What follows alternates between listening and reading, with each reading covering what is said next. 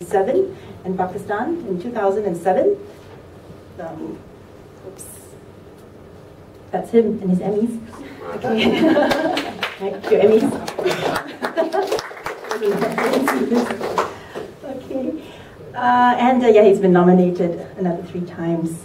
He's also a member of the International Institute for Strategic Studies and the Council on Foreign Relations. Okay, now over to you, Mike. Thank you.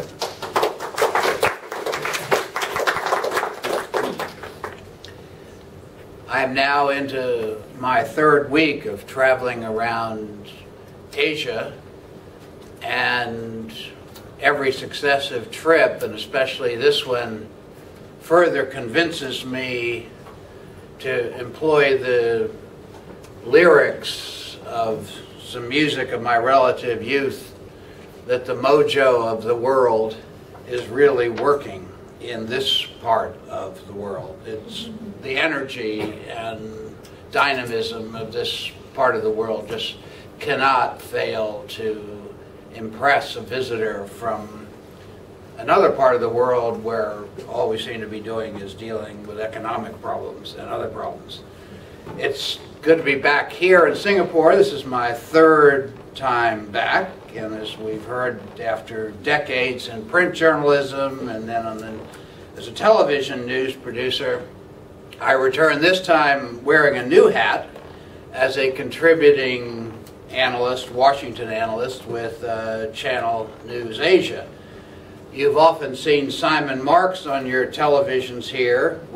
Simon and I go back at least a couple decades when he was a young correspondent in Moscow, and he started doing some reporting there for what was then called the MacNeil-Lehrer NewsHour on American Public Television. I was his editor and producer in Washington, and now I'm working with him again. I guess we could call that a pivot. And that is certainly the word that has come to symbolize the renewed attention that Washington has been devoting to Asia in recent years, and the perspective that I bring to this. I consider myself an international journalist based in Washington for nearly the last 30 years, as you've heard, senior producer, senior editor for Foreign Affairs and Defense at the NewsHour. And personally, I've also made my own pivot. My focus in university, my master's degree was in European diplomatic history. I've lived and worked in London and Brussels, briefly in Cairo. But I've been fascinated by Asia ever since I was a kid. Particularly one of my close childhood friends was from a foreign service family, and he would come back from the family's deployments overseas with all sorts of stories about Indonesia and Taiwan and Hong Kong and then Vietnam.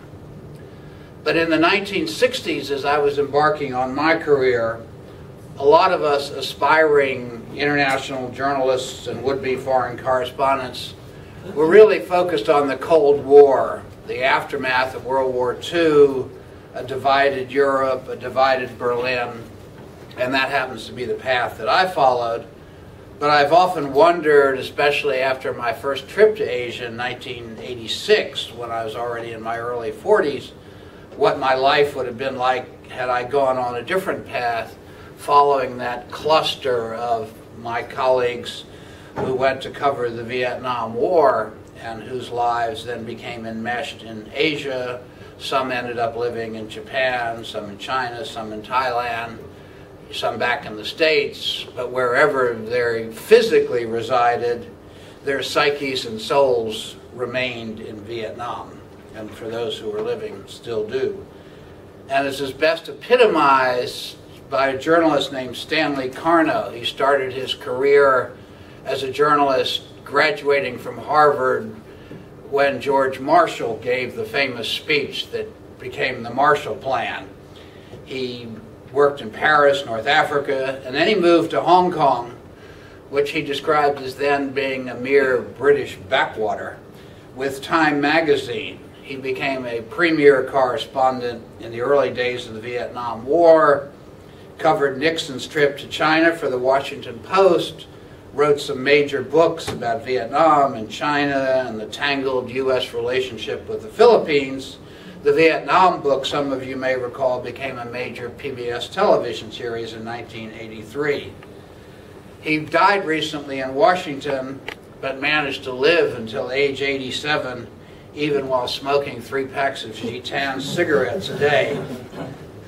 Will we ever see his like again? Time magazine, which used to send people to report from all around the world on their legendary expense accounts, is barely a shadow of its former self, with almost no foreign staff. The Washington Post is in such dire financial straits, they're talking about selling their headquarters building in downtown Washington. But at least to give the Post some credit, they are among the now handful of American journalistic institutions and companies that maintain a foreign staff. The future Stanley Carnos will have to find a different path to follow their dreams, to hone their reporting and writing skills. Maybe they do it on the internet, but that's still a bit unclear. Life, as the poet Robert Frost famously wrote, is about paths taken and paths not taken. These days, more and more of those young people we find in the realm of scholarship, public service, and business, rather than journalism. I meet plenty of eager young American men and women who are heading to Asia, becoming proficient or better in Mandarin, Japanese, Korean, who plan to devote their lives and careers to this part of the world. They're smart, engaged, curious, and whenever I despair of the gridlock in Washington or worry about the future of the United States, I try and draw encouragement and inspiration from them. Now that I've left the NewsHour broadcast, and I did so on the grounds that so much has changed in journalism, technically and otherwise, in the last decade, that it was really time for people of my age to step aside for a younger generation that lives and breathes the new media. But I didn't want to just stop working. As I say to people, I don't even know how to play golf, much less take up a lifetime of playing golf. So my way of keeping my feet in this part of the world, at least for the moment, beyond taking trips here when I can, is by crafting a kind of beat in which I cover think tanks in Washington focusing on international affairs. You all have a lot of think tanks here, so you sort of know how they operate. I describe the ones in Washington as being staffed by a combination of serious scholars and wannabe secretaries of state. Based on what I learn at these meetings, and there's proliferations of meetings, I write stories for the online NewsHour, that's newshour.pbs.org, and other outlets, appear, as I mentioned, on Channel News Asia. And at these meetings, there's no shortage of interesting and informative conversation. And, of course, the best ones are the ones when people have recently arrived from another country. And as I recently wrote, it's almost impossible to walk around Washington's DuPont Circle neighborhood and not bump into a think tank conference on China. And the flip side of that was, until a few weeks ago, was how few conferences there were about Japan. And I mentioned to somebody that poor Japan, they have to almost get involved in a war with China before the think tanks start worrying about them. But what I'm here to do is not give you my punditry or even necessarily my analysis, but to try to distill from my reporting how Washington is approaching Asia and the pivot. And I'll start with one example from a meeting I recently attended. Secretary of State Clinton's address at the Council on Foreign Relations just the day before she left the State Department. Much of that speech was assessing her tenure, and she spoke about the principles, or what she described as the pillars of the Obama administration's international policy, or as she put it, an international architecture that now more resembles Frank Gehry than classical Greece. And the things that she mentioned included renewed and revitalizing partnerships and alliances, energy and climate change, women's rights, smart power. The only two geographic areas she specifically mentioned were Asia and the Middle East. And here's how she described what she calls America's expanding engagement in the Asia Pacific. Quote, "First and foremost, this so-called pivot has been about creative diplomacy, like signing a little-notice treaty of amity and cooperation with ASEAN that opened the door to permanent representation and ultimately elevated a forum for engaging on high-stake issues like the South China Sea. Our effort has encompassed all the levers of power. You can ask yourself, how could we approach an issue as thorny and dangerous as territorial disputes in the South China Sea without a deep understanding of energy politics, subtle multilateral diplomacy, smart economic statecraft, and a firm adherence to universal norms?" End of quote. Interesting that she put the adjective so-called in front of the word pivot. The expression was evoked by aides to President Obama, but it so alarmed the United States' European allies that officials scrambled to come up with a new word, which was rebalancing. But as Kurt Campbell keeps saying, President Obama likes the word pivot, and that's the one that is going to stick. And if you go back to the president's Honolulu APEC speech, where the policy was unveiled, and the reason I do that is because there's another undercurrent going on in the Washington think tank world recently, and that's the question of whether the policy has become too suddenly and overtly militarized. The president's speech presented the pivot as a recognition that the economic future of the United States would be increasingly tied to Asia. But what you hear these analysts saying and questioning lately is whether it is now being presented and perceived as a military pivot, best symbolized by the announced rotation of a contingent of U.S. Marines to Darwin, Australia. Mrs. Clinton and other officials from the Obama first term dispute that, saying the Marines attract more publicity but hardly represent the sum and substance of the policy. Point two, people like Michael Green, the former National Security Council deputy and now at the CSIS think tank at Georgetown University.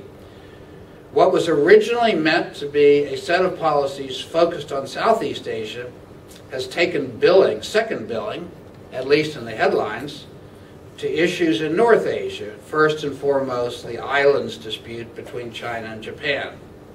And beneath that, what is becoming a real concern in Washington, almost a nightmare, is a coming split, or a real split, among three key U.S. allies and friends in North Asia, Japan, South Korea, and Taiwan.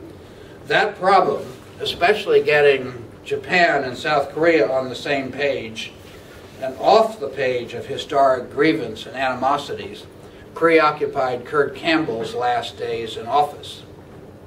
Point three, is the pivot aimed at China?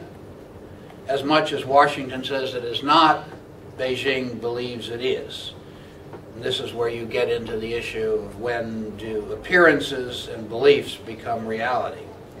And so we hear at all our conferences in Washington, and at these sessions you can hear all kinds of views and debates about what Beijing is really aiming to accomplish. Is it a preoccupation with establishing dominance over the first island chain, mastery of an even wider swatch of the Pacific, some form of regional hegemony? And how does Washington deal with whatever these ambitions might be?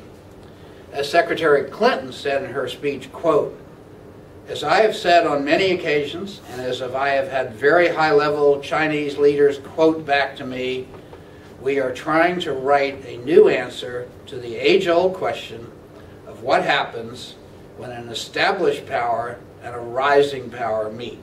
Close quote.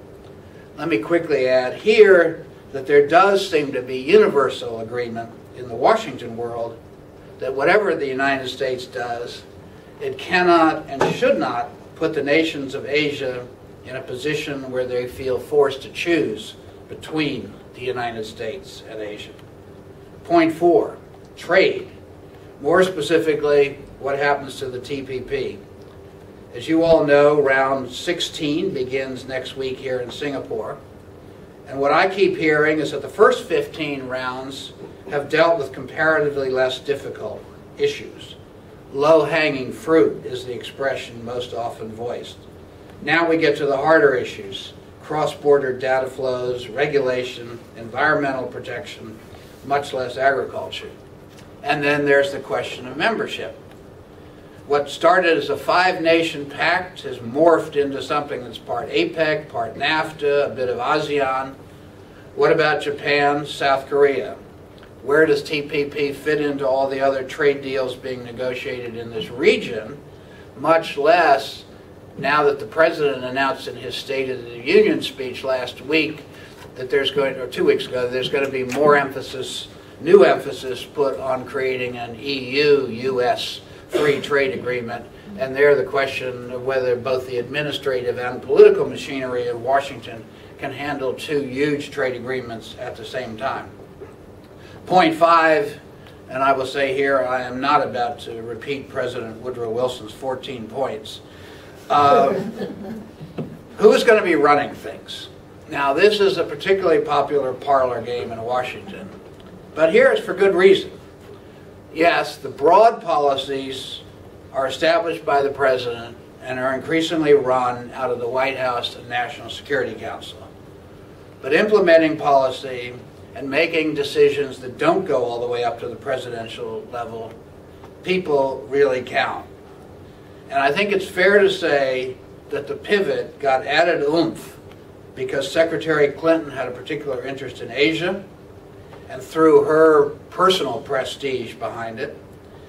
And then she had Kurt Campbell as her deputy for Asia. Once again, personality does matter, along with the recognition of who has the ear of people in power. Kurt Campbell did, and he brought energy, persuasiveness, and I might add, humor to the job. One example of that, at a recent function, he was introduced as the Assistant Secretary who raised Asia to the Southeast Asia to the highest level it had been in Washington since the 1960s. And he came to the podium and said, Southeast Asia, 1960s, I'm not sure that was a great thing to hark back to if you're in the United States. He put Asia in the minds of Washington. He got outside the building, speaking, selling, explaining. He will be, in a word, hard to replace. And the speculation goes on about his replacement, but it is still speculation. But the worrying point is when he came into office, he was appointed in January or February 4 years ago, the confirmation process in Washington getting more and more stuck in the mud. It took until July to get him actually in the building working, and or at least with a title. And with so many things going on, particularly the islands dispute, but plenty of other things, the North Korean nuclear test, do we have that kind of time? We'll see. Then finally, and this is a staple of every conference and every conversation in Washington, is the capital of the United States and the political leadership class of the United States up to the game? Can they manage and control the issues and problems confronting them? And ultimately, to paraphrase the famous remark of former British Prime Minister Harold Macmillan, who when asked by an interviewer what was the most important factor in politics, responded in that Edwardian manner of his, "Events, my dear boy, events."